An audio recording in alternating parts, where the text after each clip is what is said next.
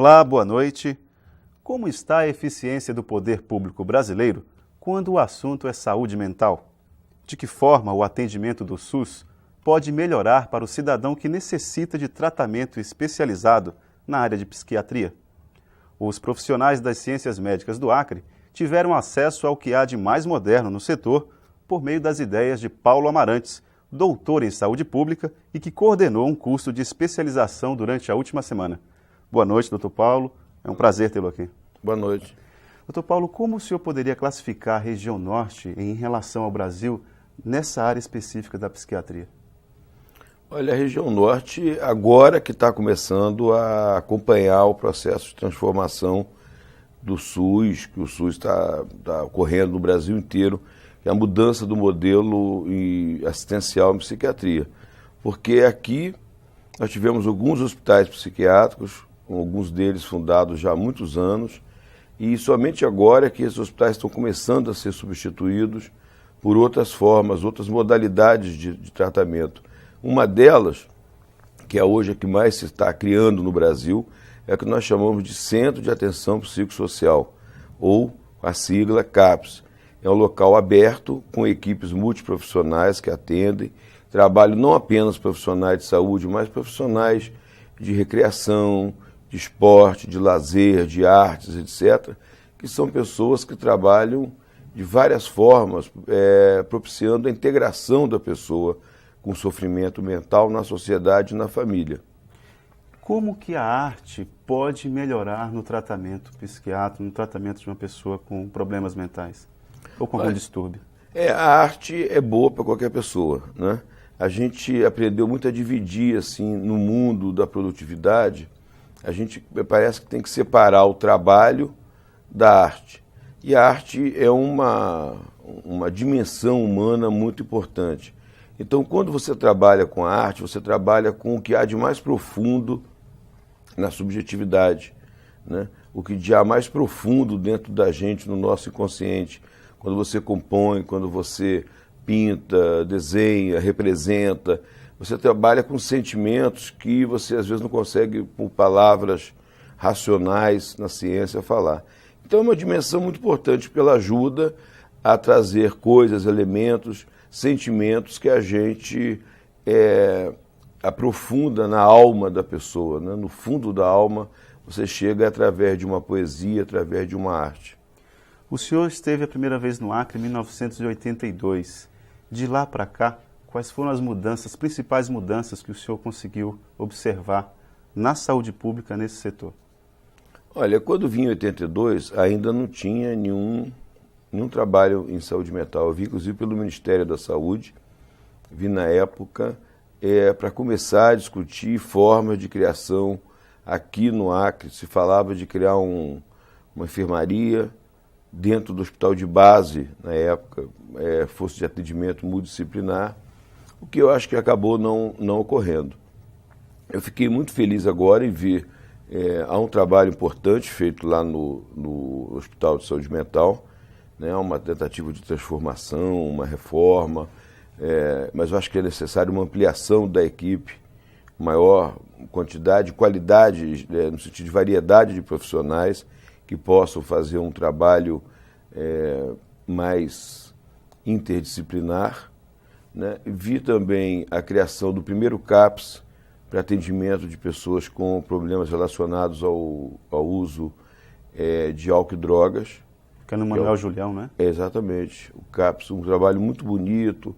Ontem, inclusive, entrei na sala para ver e vi as pessoas, os jovens, trabalhando, fazendo oficinas, dançando hip hop, fazendo oficina de hip hop, né, que é o grafite, é o rap, e toda essa atividade, né, que você pode trabalhar não apenas medicando, fazendo terapias no sentido clássico, mas propiciando atividade de integração, de solidariedade, de grupo, né, de articular a dinâmica entre as pessoas, as relações. E também agora no interior, em Cruzeiro do Sul, também está sendo recém-criado um CAPS para pessoas com problemas mentais em geral. Não é um CAPS de pessoas com álcool e drogas, mas com problemas psiquiátricos em geral. Eu acho que é uma inovação Espero que, voltando recentemente, em breve, ao Acre, né, que eu já fui convidado para voltar a esse curso, eu possa já encontrar mais CAPs e mais outras formas de trabalho. Nesse curso que o senhor ministrou aqui para os profissionais de saúde no Acre, o que efetivamente foi debatido? Exatamente essa mudança de modelo assistencial. O que está acontecendo? No Brasil, até muito pouco tempo atrás, né, talvez 10, 15 anos atrás, nós tratávamos as pessoas com problemas mentais exclusivamente em hospitais. E esse modelo hospitalar também era muito fechado.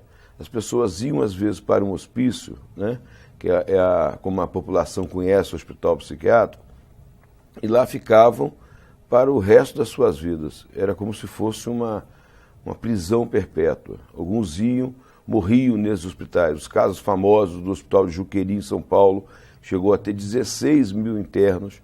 Os hospitais de Barbacena foram, inclusive, denunciados a violência, o descaso, a desassistência, no filme belíssimo do Elvésio Raton, Em Nome da Razão, que chama o filme. Esse filme recente da Laís Bodansky, em cima de uma história real, do Astralgésio Carrano, Bicho de Sete Cabeças. Bicho de Sete Cabeças, que eu tive a satisfação de ajudar a elaborar, a discutir algumas das ideias ali naquele filme. E esse era um modelo, hospitais fechados, as pessoas ficavam abandonadas, isoladas, etc.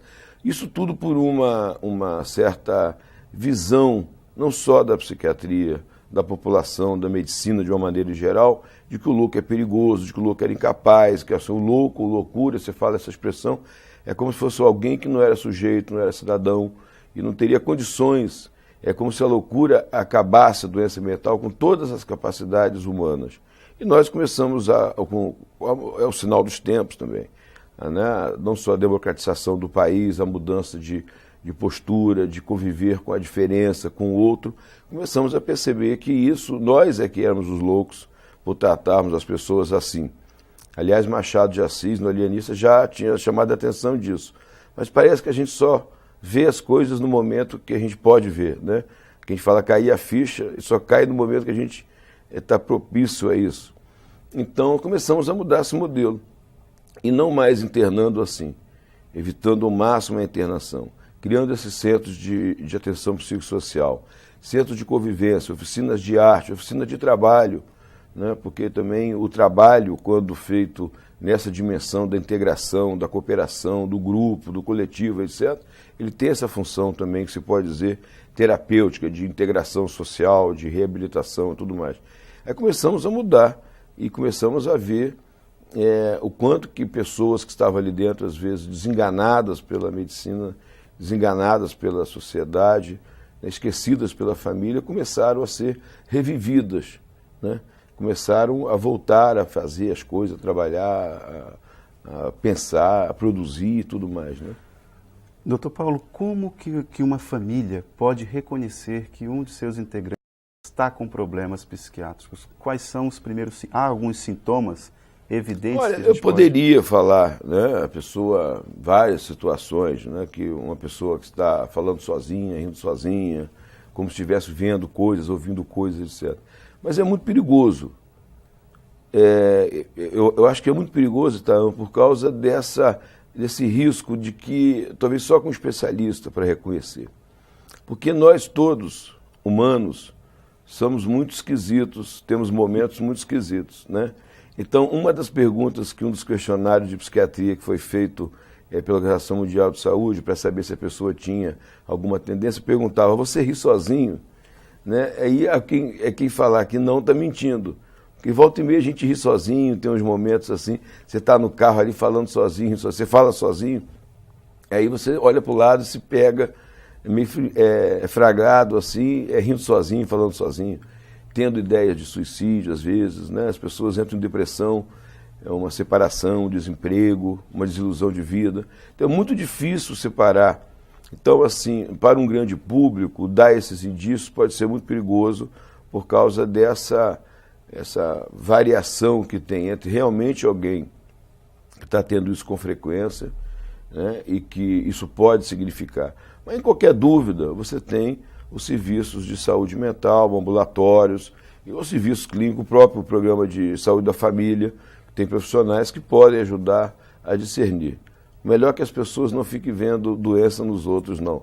Que vejam o lado positivo da saúde. Mas quando tiver alguma suspeita, que encaminhe a um serviço médico ou profissional.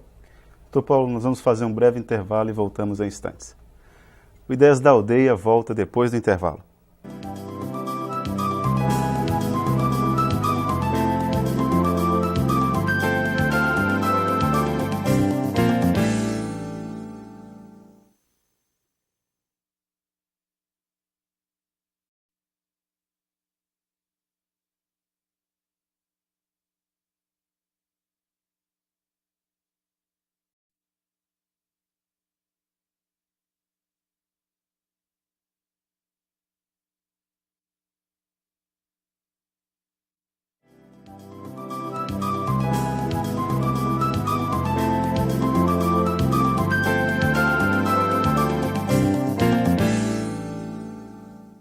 Ideias da Aldeia está de volta discutindo sobre saúde mental com o pesquisador da Fundação Oswaldo Cruz, Paulo Amarante.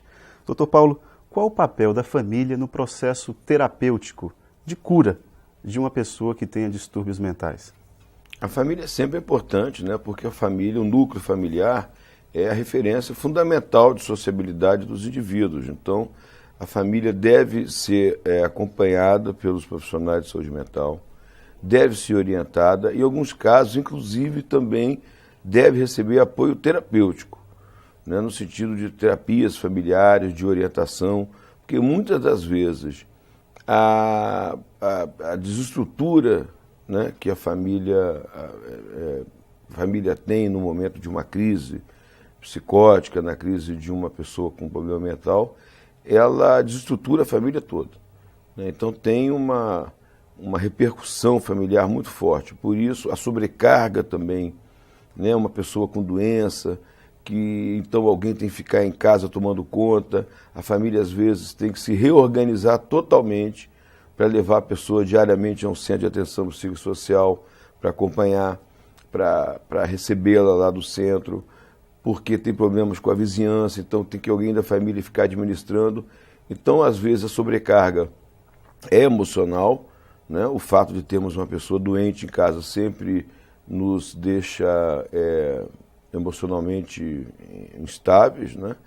É um sofrimento também para a família. E também, algumas vezes, a sobrecarga é financeira, inclusive, né? Na medida que prejudica o trabalho de uma pessoa que, se ele é um vendedor na rua, se ele faz algum trabalho que depende de uma certa regularidade, de disponibilidade. Então, é muito importante que a família, sempre o profissional de saúde mental, não se esqueça que uma pessoa sempre pertence a uma família, com raríssimas exceções, né? Então, nunca cuidar só da pessoa, mas sempre lembrar da família. Doutor Paulo, e quando esse membro da família, esse doente, ele é violento? Como é que, eu sei que talvez não exista uma regra, mas o que o bom senso pede para que se seja feito? Quando a pessoa é violenta nesses distúrbios dela, o que fazer? Para isso você tem o serviço de saúde mental, você tem os centros de saúde mental, você tem os serviços hospitalares, você tem local para levar a família ao identificar, perceber que está havendo. A primeira conduta deve ser solicitar orientação, até de como levar as pessoas ao serviço. Mas, por exemplo, os centros de atendimento psicossociais já não abarcam esse público mais violento, mais agressivo? Não abarcam. A nossa proposta, né, a proposta que a gente está discutindo no curso e da experiência que nós já temos, porque realmente quando começamos a mudar esse modelo, né, do modelo do hospital fechado para serviços abertos, nós pensávamos assim, somente aqueles que não são agitados, somente aqueles que não têm crises agressivas. Hoje nós vemos que não. Nós temos não só centros de saúde mental, inclusive assim de atenção psicossocial, com leitos que pode a pessoa ficar um dia, 2, 3, no momento mais grave da crise, e mesmo enfermaria aberta, quer dizer, em salas, em quartos abertos. E fomos vendo que quando nós mudamos também a postura em relação à pessoa, que o resultado é muito bom, a resposta é muito boa. Então não há essa regra de que se a pessoa está agitada, com quadro mais agressivo, ela tem que ser exclusivamente tratada em hospital fechado. Ela pode, nós temos já muitos casos, e hoje assim, com um grande casuística disso, que pessoas podem ser tratadas nesses serviços abertos, né? E às vezes então a crise, como você está falando, está dentro da família, ela se torna mais grave devido aos conflitos que aparecem durante a crise de alguém numa família, né? Só o afastamento, às vezes, da família reduz substancialmente essa situação agressiva, violenta. Então é muito interessante isso, como que a crise está relacionada à estrutura familiar, às vezes desencadeada por uma série de problemas que são acumulados dentro de casa, um fala no ouvido do outro, fala na cabeça do outro, até que estoura a crise. Então, se você consegue administrar a crise enquanto profissional de saúde mental, trabalhar ali com psicólogo, com médico, assistente social, enfermeiro, você tem uma equipe hoje que pode intervir, aí a crise também se amena bastante. Nesse limite entre o que é normal e a loucura, onde se encaixa a depressão? Há possibilidade de uma pessoa muito deprimida vir ter acessos de insanidade, por exemplo? Sim, claro. Tem depressão com profunda sintomatologia psicótica. A pessoa se sente em situação de ruína, de perseguição, de abandono, com ideias delirantes, realmente uma situação psicótica muito grave. Agora, o que está vendo hoje, né, que uma grande parte da população se considera depressiva, é que nós temos que ter um risco também para não acharmos que qualquer situação de tristeza, de mal-estar, de perda de objetivos na vida, assim, no sentido de projetos concretos, são sinônimo de depressão no sentido psiquiátrico. E é claro que há um mercado por trás disso muito forte, né? Hoje os antidepressivos são os medicamentos mais consumidos no mundo. O Brasil é um dos países de ponta no consumo de antidepressivo, e você vê isso claramente vinculado a uma indústria farmacêutica num país onde a regulação ainda é muito baixa. As pessoas podem chegar a comprar medicamentos de uma maneira ainda muito fácil, e existe toda uma pressão da indústria farmacêutica sobre os médicos. Aliás, esse debate está no momento presente na Folha de São Paulo, em vários jornais, onde a indústria farmacêutica, através de uma propaganda massiva, ela consegue influenciar a prescrição médica no sentido de diagnosticar e de medicar. É porque quando se tem muito consumo de medicamentos antidepressivos, há uma disfunção do próprio profissional da saúde, né, que medica dessa forma. Não é isso? Exato, é porque o profissional de saúde sofre uma pressão permanente da indústria farmacêutica, que é importante entender, daí a importância do controle da vigilância sanitária, na Anvisa, né, de que você tenha uma política de saúde predominando sobre a política de mercado da indústria farmacêutica. O que nós não podemos permitir, porque remédio não é Coca-Cola, não é refrigerante, não é um produto cosmético, não podemos permitir que a indústria farmacêutica ela faça a política de medicamentos, né, com a sua pressão e seus recursos na mídia, no mercado. O que tem que sobressair, né, o que tem que ser a linha é o Ministério da Saúde ter uma política de medicamentos para a saúde pública. Doutor Paulo, quando o senhor fala em tratar, do ponto de vista psiquiátrico, a depressão, como é que a gente poderia conceituar isso? O que é um quadro depressivo do ponto de vista da psiquiatria?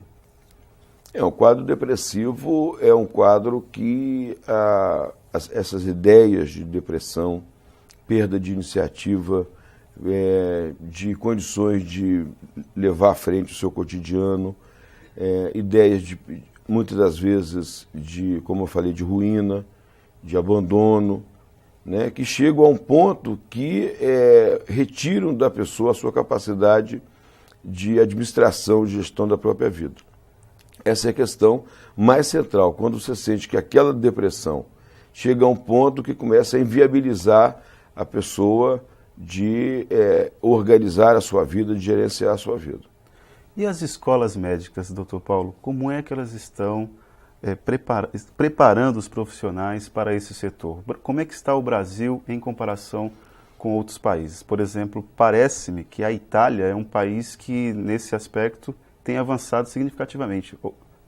Estou bem informado ou não? Não, está bem informado, mas não é por influência ou cooperação das escolas médicas, não. De uma maneira em geral, no mundo inteiro, a faculdade de medicina, as faculdades de saúde em geral, formam o profissional sob um modelo ainda como se fosse um modelo liberal, do consultório privado, da prática individual, da prática voltada exclusivamente para tratamento de doença.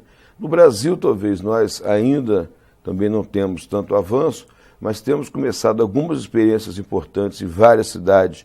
É o que se chama a rede UniIDA, que é uma rede de rediscussão de experiências que são fundamentais na formação de um novo profissional de saúde.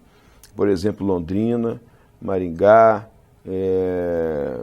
em Salvador, tem vários locais, onde Marília, que estão sendo criados centros de formação, onde os profissionais, primeiro, são formados com caráter mais interdisciplinar, começam a ser formados em grupos, né, variados de profissionais, e muito mais em práticas comunitárias de saúde, né, quer dizer, começa o estudante de medicina, ao invés de começar a formação dentro de um anatômico, com peças de cadáver, né, patológicas, peças que têm doenças, etc., ele vai começar a conviver numa comunidade, a ver como as pessoas se alimentam, como elas andam, como elas trabalham, como elas vivem, começar a entender a dinâmica de comunidade. Então, nós já temos algumas experiências nesse sentido, porque ainda hoje, não só no campo da saúde mental, da assistência psiquiátrica, mas do SUS, o médico profissional de saúde em geral sai da faculdade e não tem a mínima noção do que seja o SUS. Não tem a mínima noção dos princípios da saúde coletiva, não tem a mínima noção de prevenção, de promoção de saúde. Ele é formado para tratar doenças. Então é como se para o médico fosse bom ter doentes para que ele possa ter mercado e para profissionais de saúde, para as clínicas, os hospitais em geral. Então nós estamos começando, eu acho, no Brasil, e é hoje uma das experiências importantes, inclusive apoiada pela Fundação Kégula, reconhecida pela Organização Mundial e Organização Pan-Americana de Saúde, essa experiência de formação comunitária, interdisciplinar, que pretende reverter o modelo de formação, formando um profissional mais voltado para a saúde coletiva do que para o tratamento de doenças individualmente. A coordenação da Faculdade de Medicina aqui da Universidade Federal do Acre é muito criticada por adotar esse modelo mais preocupado com as pessoas que estão vivas do que com essa saúde curativa. O que o senhor teria a dizer às pessoas que mantêm determinados tipos de crítica pelo fato de a Faculdade de Medicina do Acre não estar adotando um modelo que se vê ultrapassado? Eu não conheço, até fico interessado em conhecer, né, porque eu tenho acompanhado com interesse essa rede UniIDA, esse trabalho que se faz em várias universidades, que eu acho que é o embrião de uma mudança. Acho importante, eu acho que a gente tem que começar. Por exemplo, nós falamos hoje muito em saúde da família, né, mas nós não formamos profissionais para trabalhar em saúde da família. Como está dizendo, nós formamos profissionais para trabalhar em saúde individual, na verdade, doença individual, né, para tratar a doença. Então, eu acho muito importante que tenham iniciativas, tem que ser corajosas, e tem que ser, elas vão encontrar muita resistência, como a Rede Unida também encontra, porque todo o modelo, né, de mercado, etc., é voltado para o tratamento de doenças. Então, é como se esperássemos que as doenças acontecessem para que a gente pudesse usar os nossos recursos, usar nossas clínicas, nossos hospitais, nossos remédios. E a gente tem que mudar realmente. Nós pensamos que saúde é um bem social, nós temos que começar a investir em produzir saúde e não em tratar doenças. Doutor Paulo, foi um prazer tê-lo aqui no Ideias da Aldeia. Muito obrigado, foi um prazer para mim também. E esse foi o nosso Ideias da Aldeia de hoje. Até o nosso próximo encontro.